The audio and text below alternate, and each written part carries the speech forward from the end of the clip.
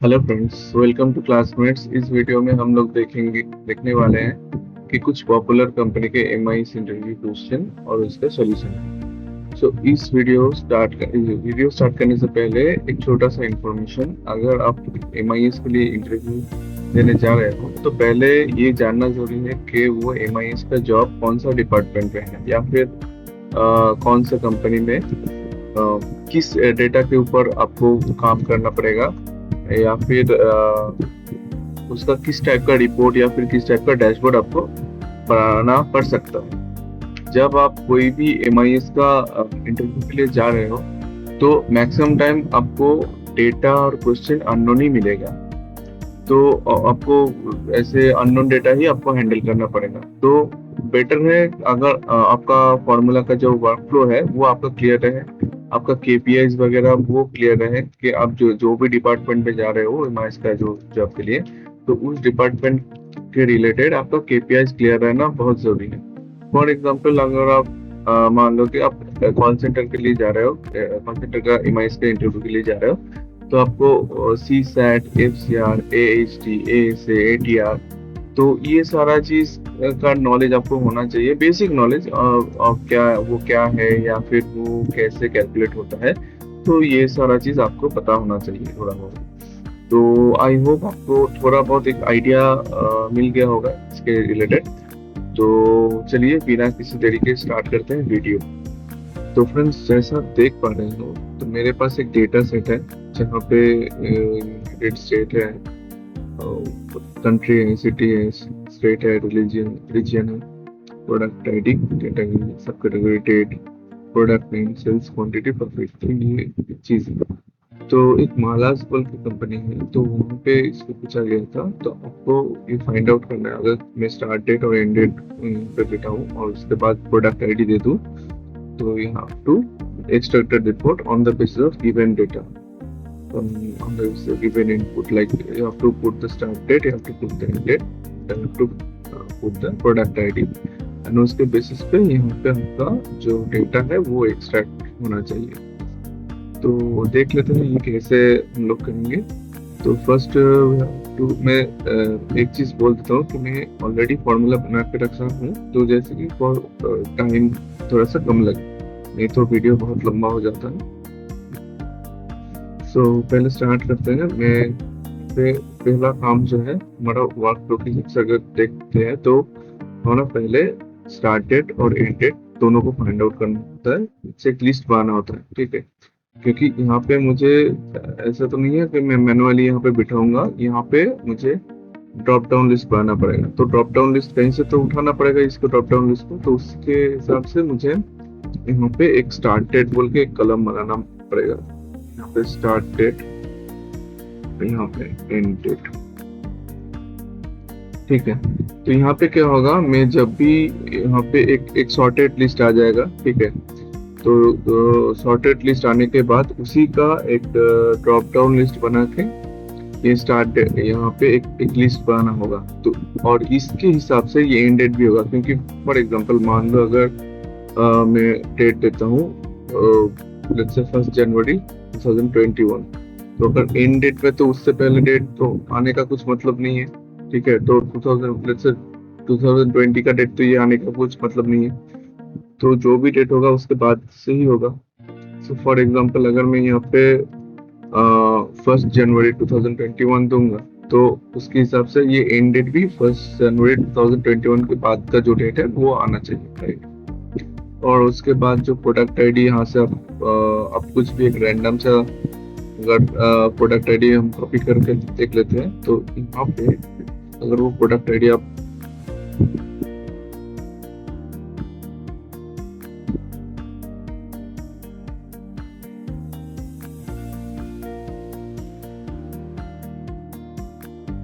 कुछ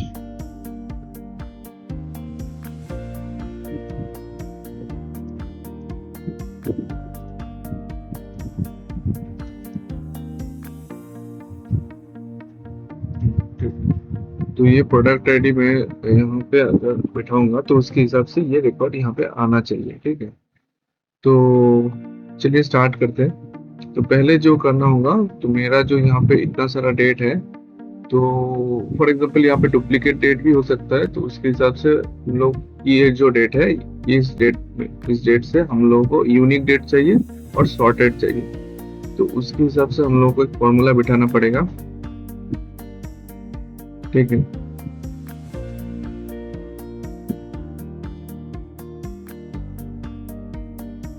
से ये तो यहाँ पे जो भी H2 और H590, अगर मैं लास्ट से देखूंगा तो ये H590 था कि, ठीक है।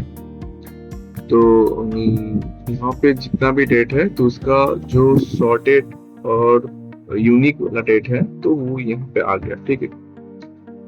उसके बाद एंड डेट भी होना चाहिए। सो एंड डेट का थोड़ा सा यहाँ पे एक ट्रिक्स आपको लगाना पड़ेगा। फॉर एग्जांपल अगर मान लीजिए मेरा डेट अगर सॉर्टेड है, तो उसके बाद यहाँ पे फॉर्मूला मैंने जो लगाया है, पहला फॉर्मूला देख लेते हैं। मैंने यूनिक यहाँ पे डेट निकाला है और उसको सॉर्ट कर दिया, सिंपल ये चीज।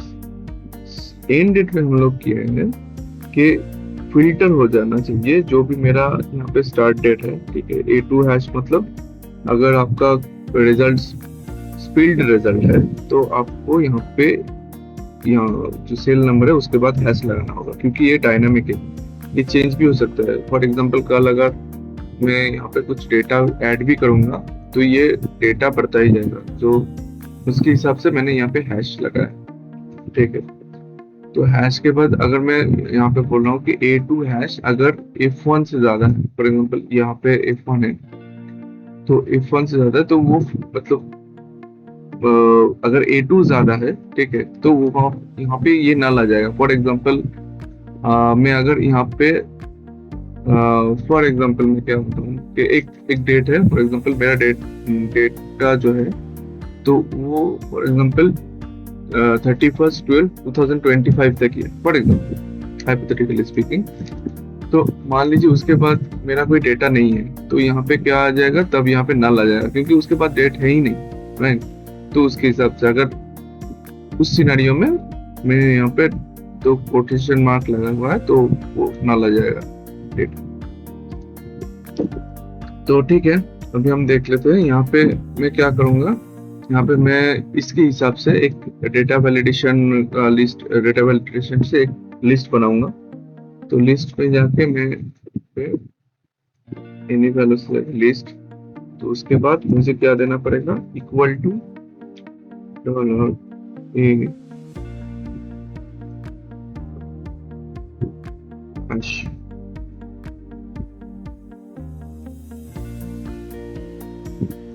ठीक है। तो यहाँ पे जितना सारा डेट है वो आ गया, ठीक है। और यहाँ पे लास्ट डेट ये था 21/1/23 तक जो भी है। और उसके बाद सिमिलरली मुझे यहाँ पे डेटा वैलिडेशन में जाना पड़ेगा। डेटा वैलिडेशन में लिस्ट बनाना पड़ेगा। उसके बाद मुझे इक्वल टू $,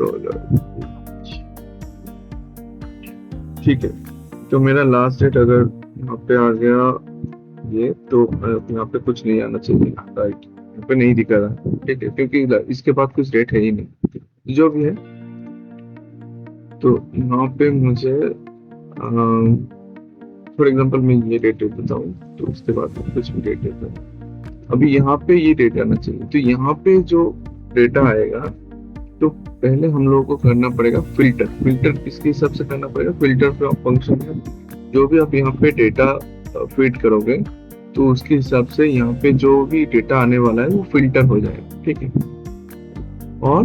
और एक चीज हम लोगों को करना पड़ेगा कि यहाँ पे चूज बोल के एक फंक्शन ऐड करना पड़ेगा, क्योंकि क्या है कि हम यहाँ पे तो पूरा का पूरा डेटा तो नहीं आएगा, मतलब हम लोगों को नहीं चाहिए कि जो भी कुछ स्पेसिफिक कॉलम है उसी को चाहिए, और वो भी हम लोग डिसाइड करेंगे कि कौन सा कॉलम में क्या डेटा बैठे, ठीक है।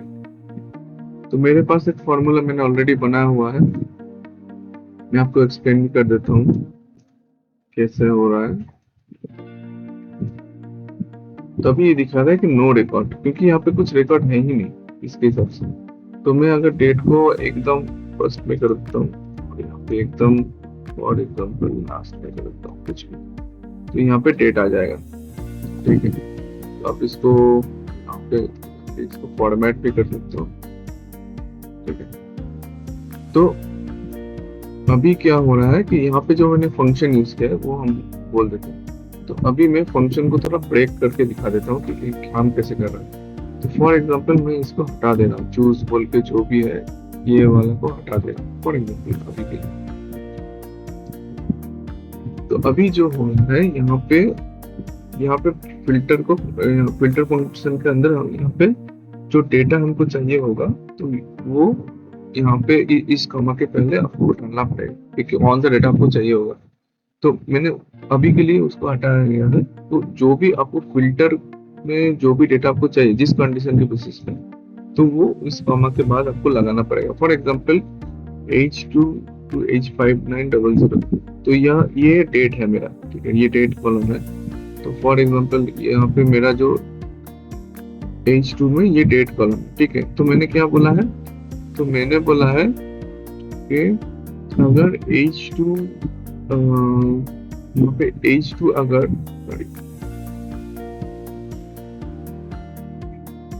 H2 अगर F1 से ज्यादा, ठीक है, F1 या F1 से ज्यादा मतलब इस डेट या इस डेट के बाद जो भी है, और H2 to H5 ये जो एंड डेट है और इस डेट से पहले लेस देन और इक्वल टू इस डेट से पहले, और यहाँ पे जो ऑर्डर्स का ऑर्डर डेटा में जो प्रोडक्ट आईडी है और जो H1 के साथ जो भी मैच करेगा सिर्फ उसी के हिसाब से आप यहाँ पे डेटा दिखाओगे। अब क्या डेटा दिखाओगे, अब यहाँ पे देखो मैंने तो ये वाला चीज हटा दिया ना नीचे। अभी देखो यहाँ पे मैंने चूज बोल के फंक्शन ऐड किया इतना तक। ठीक है, तो ये डेटा मुझे चाहिए होगा। तो इस डेटा में क्या है देख लेते हैं।